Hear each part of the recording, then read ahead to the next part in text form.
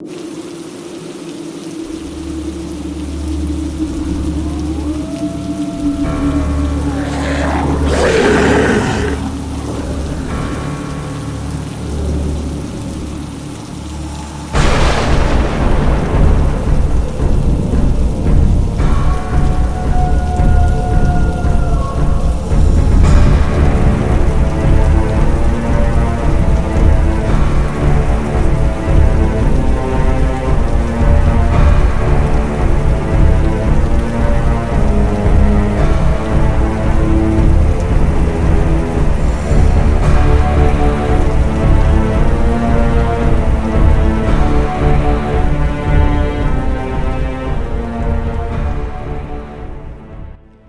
ladies and gentlemen. Thanks for listening. I'm Bill, team member of Cryptid Brothers Investigation of Oklahoma, and I'll be your host for this mind-bending episode.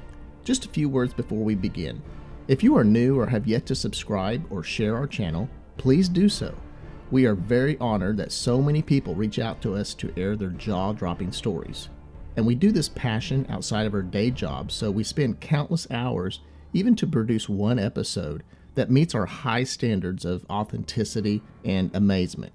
Indeed, we owe many, many thanks to you, our loyal listening Cryptid brothers and sisters out there, so keep the support coming and share. Also, our website is coming soon as Lance is ironing out some last details with our web developer. And we'll have one-of-a-kind items from t-shirts to posters to limited edition authenticated Bigfoot and Dogman sculptures by Rob, our very talented sculptor.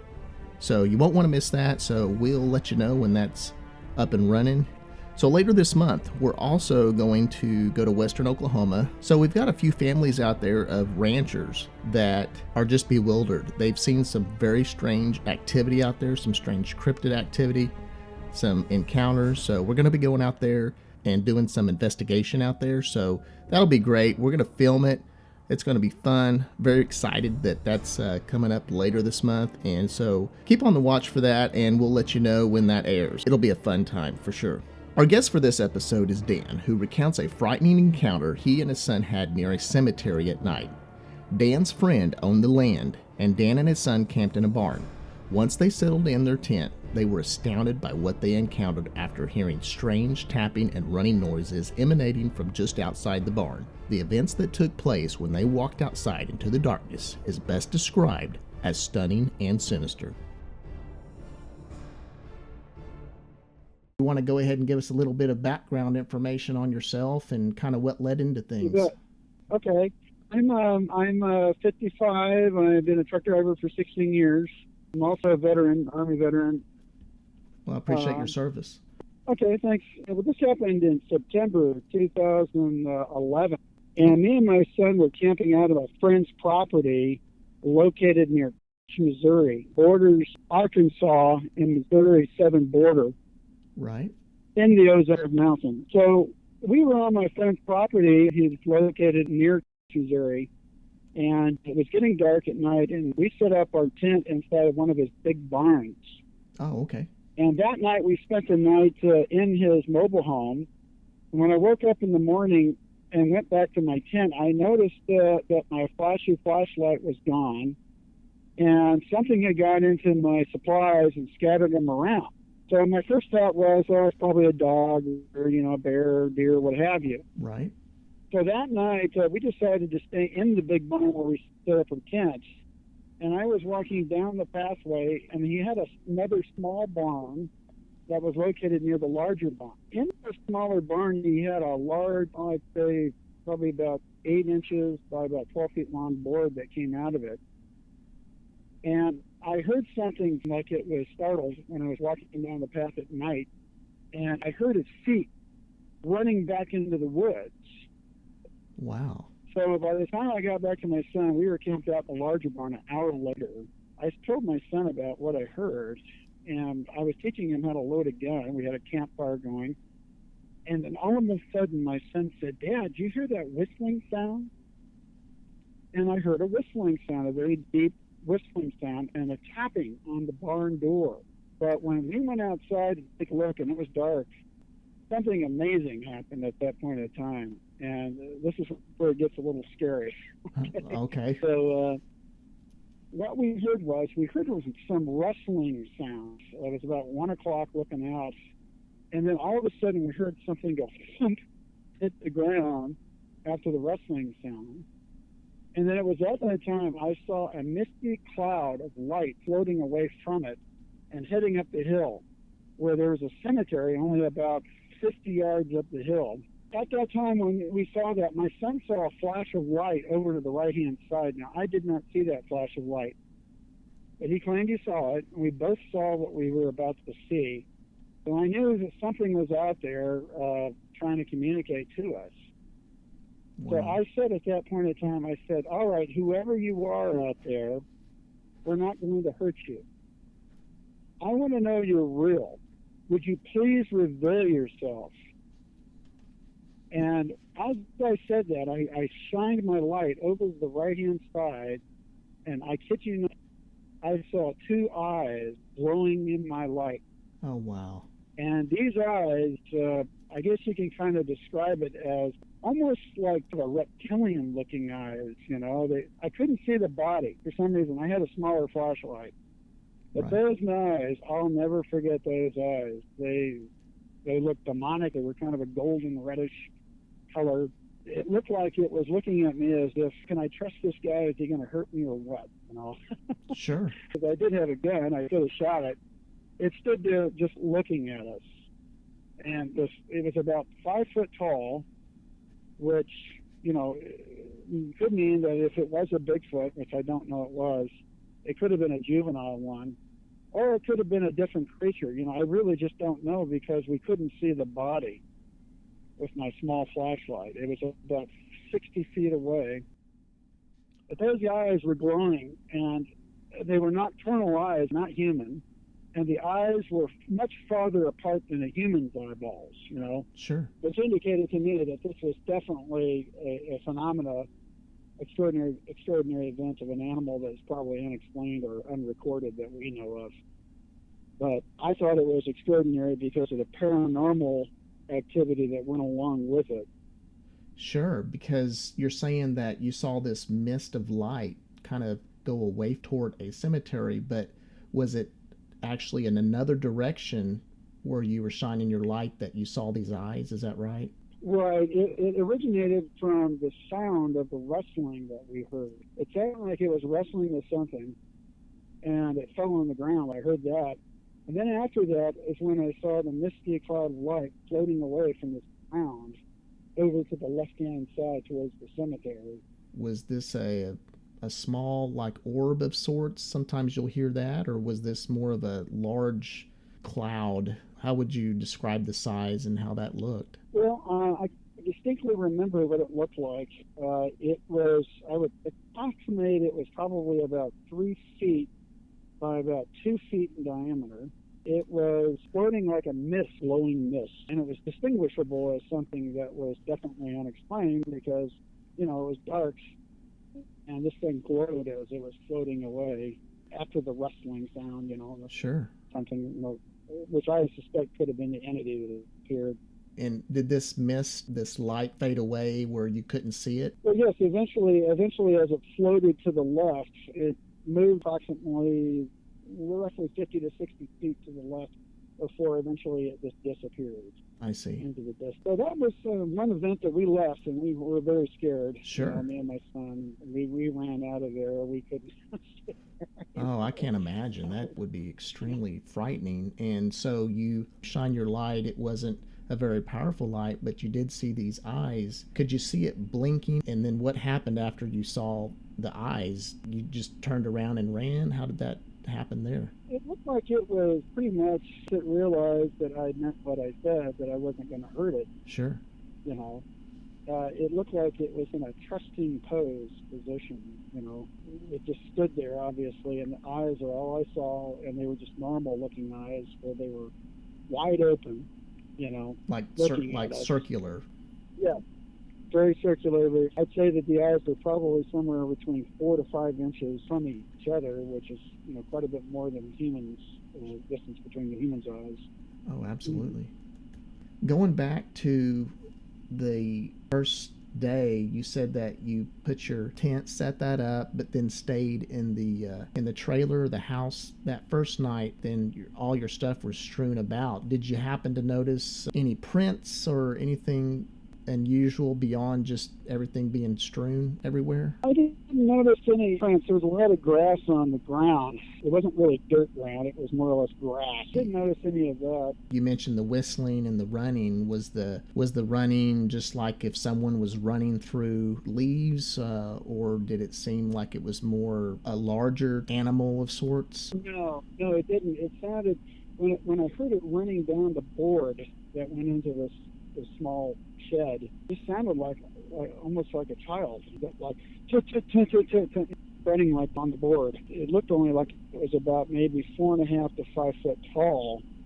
I suspect it could have been even a different form of creature than, a Bigfoot or an animal that maybe we don't know about. I know that every year they find about half a dozen new species of mammals. And then there are dozens of new species they find of reptiles. Sure. And then scientists even know in the ocean there's only like about 1/3 of all the life that scientists even know that's in the ocean, for example. Because it's so large, it's so big.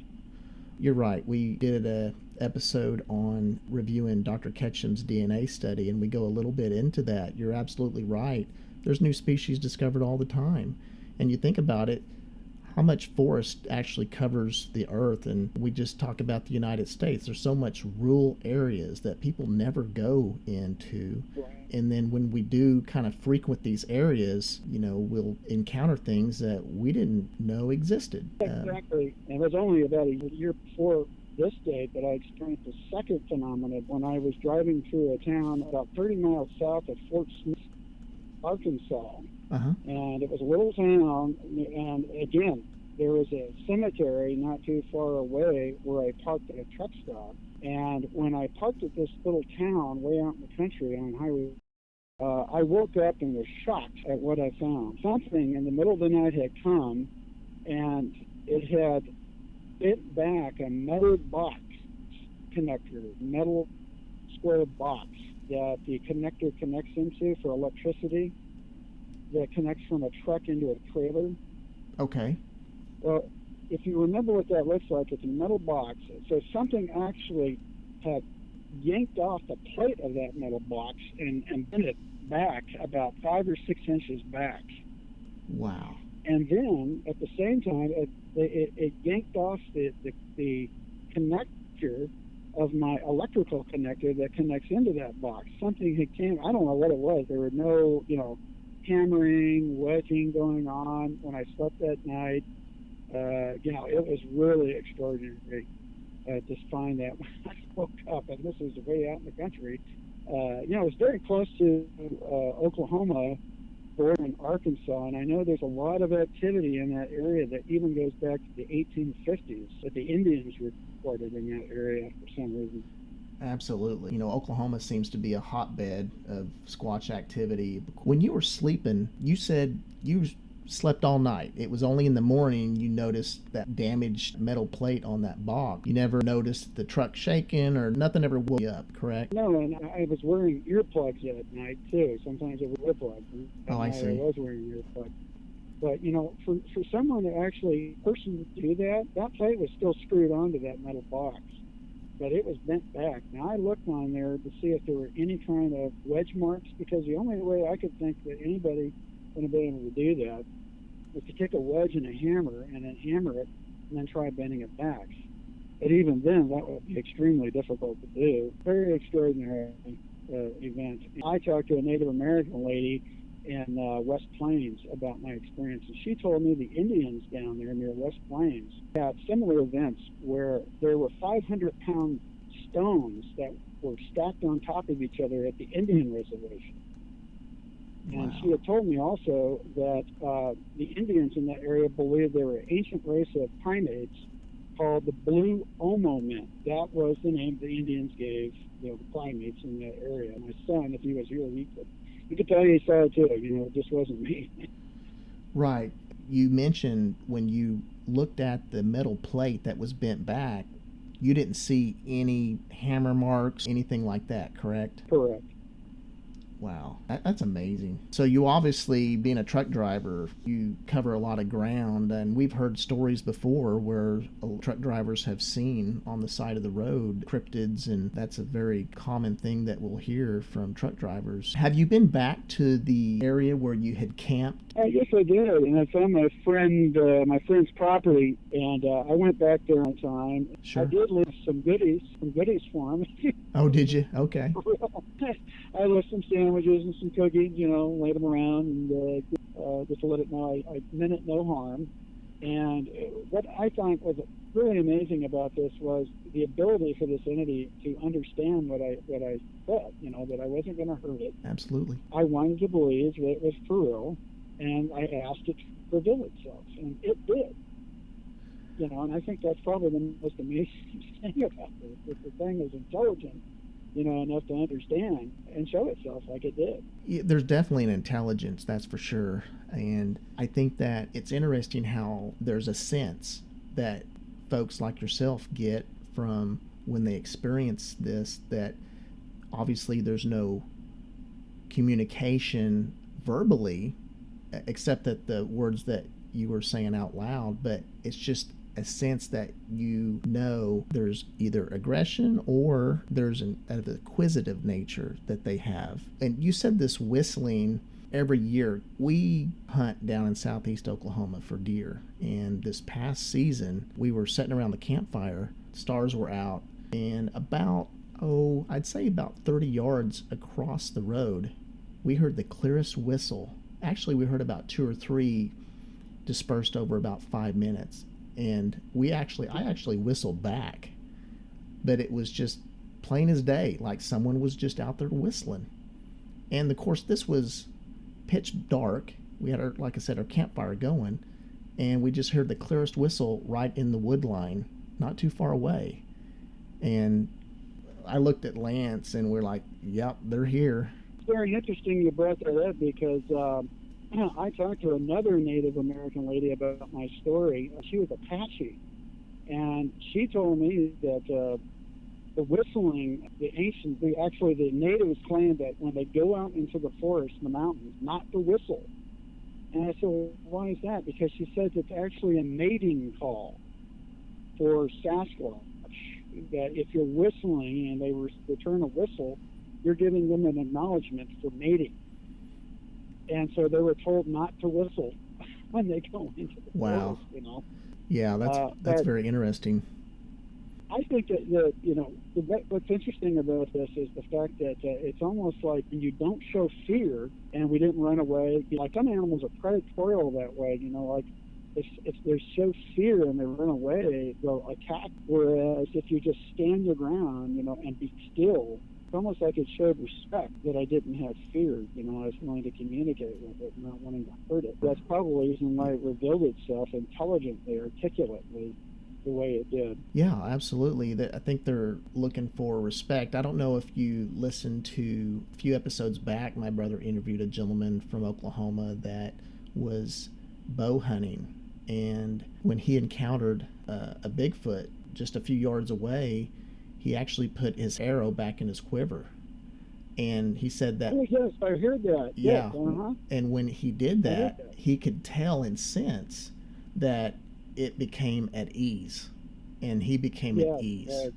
And so there is a theme, so to speak, when we're talking about a respect, because it's almost like from a Bigfoot standpoint, if you respect them, they'll respect you. And I think so. I really do. I think so.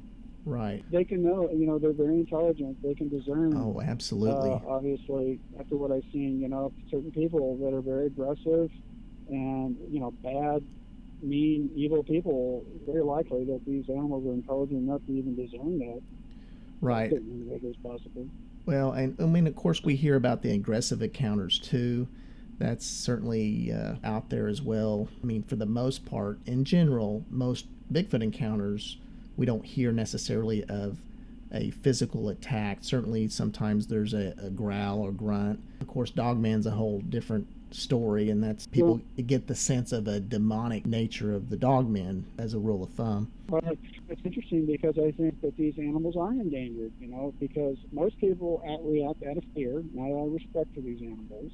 Sure. And they're going to go out there with guns trying to hunt it down, to get a good name or be famous. Or these animals can think, well, if one is like this, then how am I going to know that another person's like this? They might be very aggressive. That's as a result true. of what one man's action may do.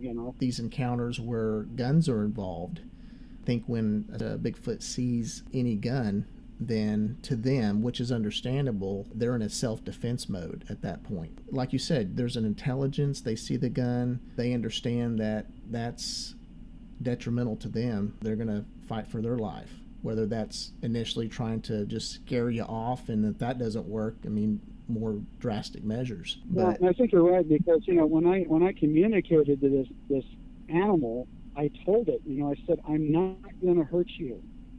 I believe you're real. So can you please reveal yourself?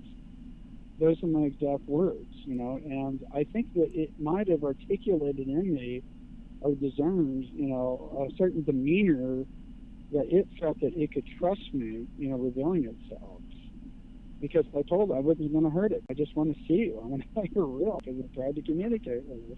Wonderful. That's just amazing to see that. Like you said, you saw the eyes. You didn't really see anything else but just the eyes. Did they seem to, was it more, would you say, eye shine from the light, or did they seem to glow, like have their own inherent light from the eyes? As you know, animals that can see at nighttime have eyes that glow, and the headlights of a car, for example, Sure. hit an animal. And you see those glowing lights like a deer, that deers are nocturnal because those eyes will glow. So obviously this is an animal that can see well at nighttime. When I shined my light in its eyes, there was a reflective glowing about those eyes. They weren't just normal animal eyes, they're intelligent eyes too. Sure. And yeah, what's interesting about nocturnal animals, like you said, with eye shine, is that they have a certain layer of cells in the eye, and I may mispronounce the name, but it's called the taptum lucidum, something like that. But basically, it allows for animals to see at night. Of course, as we know, humans don't have that eye shine, so we don't have that certain layer. I read a book, and it's very interesting. It's a book called It, 2016, by Thomas Horn. It goes into Bigfoot. It goes into the Nephilims, which were created when the fallen angels mated with women. Right. They're parts demonic and spiritual, a combination of animals and humans. Right. And if that's true, then that would explain the paranormal activity, the disappearance, and the difficulty in finding them. But in Enoch, the book talks about offspring of the Nephilim and put them into the hills of the earth. Google the giant skulls of Peru that they recently found, where the skulls are about 3 times bigger than a human, with elongated skulls, very similar to the cone head shape of a Bigfoot. Right. Wow. And it's very interesting because I don't know if you know who Dr. Meldrum is. Do you know who Dr. Meldrum is at the University of Idaho? Oh, absolutely, yes. In fact, my brothers met him down at the Bigfoot Festival in Honobia, Oklahoma, here just a few months ago, actually. He's a PhD anthropologist, where they interviewed him, and they went on a big expedition up in Canada, and they laid out a nailed board Yes. with nails. Right. And, they set up a trap, I guess, they got a bloody foot on this nailed board. They analyzed the blood, and they found out that the blood is very, very similar to human, but Right. slightly altered, just a little bit altered. But the footprint itself was like close to 16 inches in diameter. Yeah, what's interesting about that, Dr. Melba Ketchum, she's a geneticist, and she had a study a few years back that I went through with a fine-tooth comb, reviewed that, and we have an episode about it. But you're right, that was part of the samples that were tested, and they had other samples that were sent in by folks who collected what were purported as Bigfoot hairs. And there were some that were coon, llama, they bear, whatever. Forensic hair experts couldn't identify these hairs morphologically. It was only from that point that they took these unknown hairs, then scrubbed it, did all the forensic testing, and essentially came to the conclusion that there was human DNA, which is the mitochondrial DNA. The paternal side of the testing actually tested human as well, but also an unknown primate that they could not identify. Right. For every encounter, we always say there's multiple other encounters that will never get told just because of fear of ridicule. A lot of people will benefit from hearing stories like what you've shared with us. Well, it certainly helps to have people who are prominent positions to address some of these things. I'm pretty well know, you may or might not know, Teddy Roosevelt actually wrote a book about his outdoor experiences. And in some of those books that he wrote, one of which he actually wrote about a mysterious creature where a man's neck was actually twisted and broken in the encounters up near the Bitterroot Mountains of Idaho. So thankfully enough, Teddy Roosevelt, prominent as he was only able to actually write about it in his book. Yeah, that's interesting. Leif Erikson in his diary talked about wild hairy beast. We're talking 970 AD. But yeah, there's a long history of sightings, of encounters. And I think that as the population continues to grow, that we're going to see more and more of these types of reportings happen as the chances of them encountering them are going to increase with population expansion as well. Yeah, I think so. But your friend who has this land that you camped on, has he ever described any experiences that he's had? No, he did not have any experience. He was like your typical skeptical American citizen regarding the subject. And, you can't really blame people because it sounds pretty unbelievable unless you actually see one. Right. I mean, certainly seeing in a lot of respects is believing. I never think that someone is wrong for being a skeptic, but I do think that they need to at least be open because of so many people saying, well, this is what I saw. So you can't really deny that fact. I want to thank you again for coming on. I appreciate you telling your story, and just hope that, people can benefit from what they hear. Absolutely. Because a lot of men died for those liberties, and I'm really thankful that they had an opportunity to express. Absolutely. And we appreciate your service to this great country. All right, sir. Appreciate your time, sir. Thank you, sir. Thank you. All right. Have a good evening.